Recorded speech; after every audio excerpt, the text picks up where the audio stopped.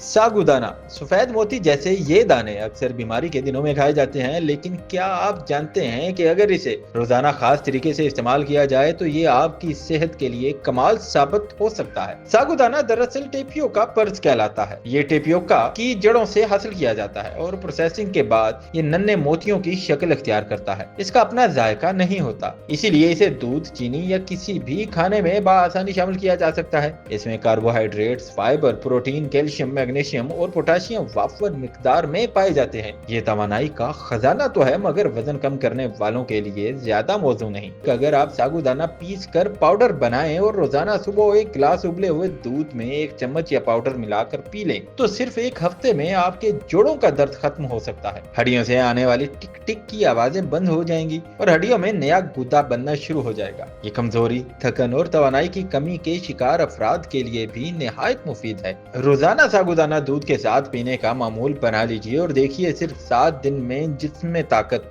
हड्डियों में मजबूती और तवानाई कैसे लौट आती है। सागुदाना कुदरत का एक सादा मगर जबरदस्त तोहफा।